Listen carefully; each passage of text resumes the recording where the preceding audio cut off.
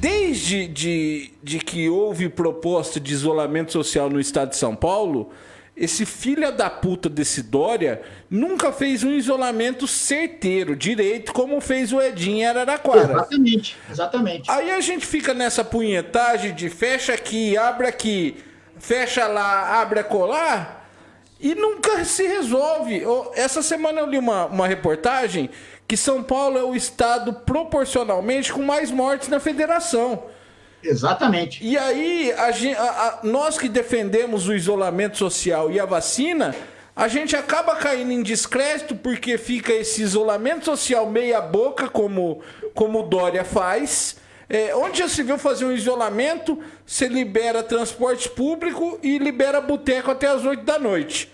Claro. Não, claro. E aí você não, no fim das contas, você não combate em nada o vírus. Diferentemente de, como você disse, como o Edinho Silva fez em Araraquara, que lá caiu vertiginosamente a quantidade tanto de internados quanto de contaminados. Só que a gente fica nas mãos do Dória, como eu disse, com esse combate fake à Covid-19. Combate fake. O problema do Dória é que ele tem um pé em cada canoa, né? Ele tenta dialogar com os bolsonaristas, que hoje estão falando mal dele, mas ele tenta neutralizar os bolsonaristas e dialogar com o público mais consciente aí do antigo PSDB. Então ele tenta fazer isso. Então, para um público, ele fala das vacinas, o que foi importante, realmente, São Paulo sustenta o Brasil em matéria de vacinação, né? A Coronavac chinesa é responsável aí por...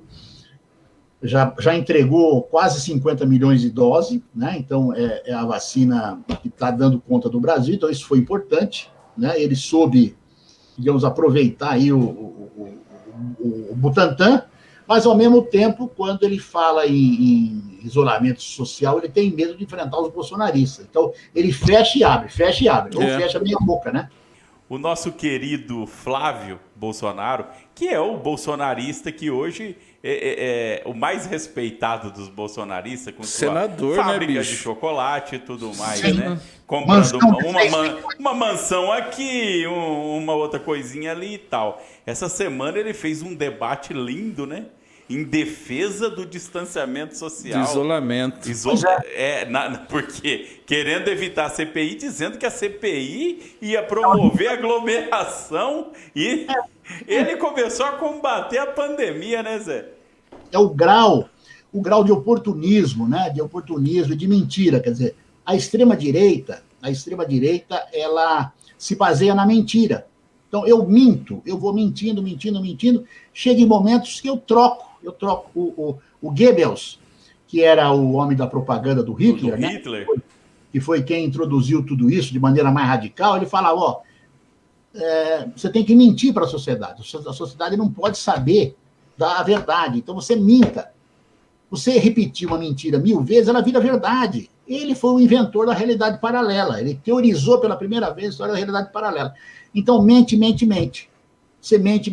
E aí, como é mentira, ele usou o argumento ao contrário. E vai usar o argumento ao contrário, e depois ele vai voltar ao que era. Ele não liga para a verdade, né?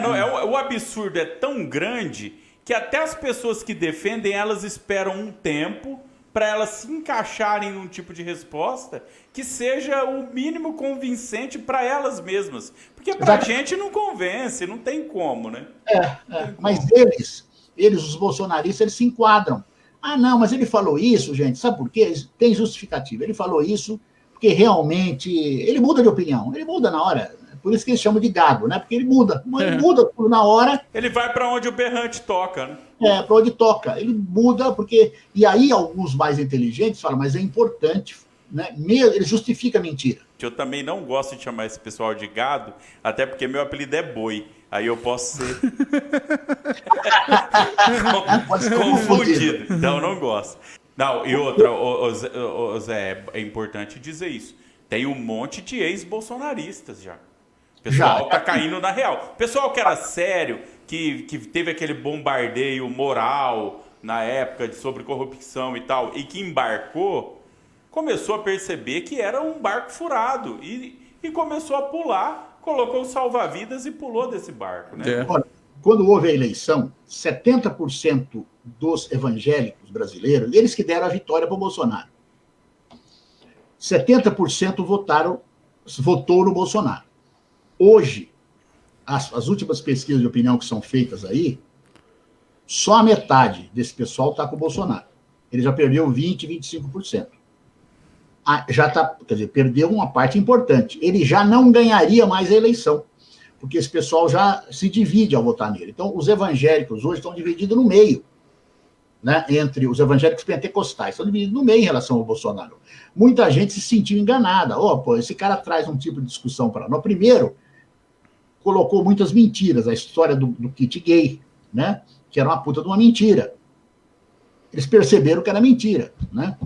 Essa coisa do casamento, pô, né, aquelas senhoras são enganadas pelo marido, tal, que o marido enche a cara e depois afasta ela. Quando você fala de casamento, elas ficam todas felizes. Aí descobriram que o Bolsonaro já foi casado umas 4 vezes, né? Essa história, né, imagina, o casamento para ele é uma coisa do momento. Ele gosta tanto da família que ele tem 4. Exato, ele tem 4. Aí começou a cair a ficha. Eu mesmo conversei com uma amiga outro dia, ela estava falando, aqui no meu bairro, muitas senhoras estão falando, pô, mas ele já teve 4 mulheres, pô, que história é essa? Né? Começa a cair a ficha. Então ele estava mentindo para nós, né? Ele estava mentindo para nós. Aí elas começam a olhar outras coisas. Então, é um mentiroso, contumaz. Ele foi lá em Israel, né? Que eu também fui a Israel, conheço bastante Israel. Ele foi lá no Vale do Rio Jordão, e foi batizado por esse sujeito agora que está preso aqui. Pastor Everaldo. Pastor Everaldo. Ele foi batizado pelo pastor Everaldo. Ele é tão sem vergonha que se ele foi batizado pelo pastor Everaldo, ele tinha que virar evangélico. Ele não virou evangélico. Ele nunca foi evangélico. Ele nunca foi evangélico. Nunca disse que foi. E ele não virou evangélico. Tudo bem que o pastor Everaldo hoje está preso, mas, né, eu acho até a mão de Deus. Eles ficam brincando muito com a palavra de Deus e deve ter levado um castigo aí, né? Mas o pastor Everaldo batizou ele continua, né? Eu sei dos batismos que tem lá no Rio Jordão. O cara, ele virou evangélico, então ele se batiza no Rio Jordão, ponto. Ele é evangélico, tudo bem, o cara tem coerência. Ele não, ele é um vagabundo, mentiroso, ele conta aquilo que tem em cada momento. Digita lá, Gabinete do Ócio, no YouTube, se inscreve no canal, que a gente vai estar sempre com alguém legal para bater papo com vocês. Galera, se inscrevam, curtam, compartilhem, comentem o vídeo, por favor. Vê o que vocês conseguem fazer, tanto no Facebook quanto no YouTube. E é isso aí, tamo junto, galera. Um grande abraço, logo estaremos de volta com vocês. Tchau, minha gente! Tchau, tchau. Beijo.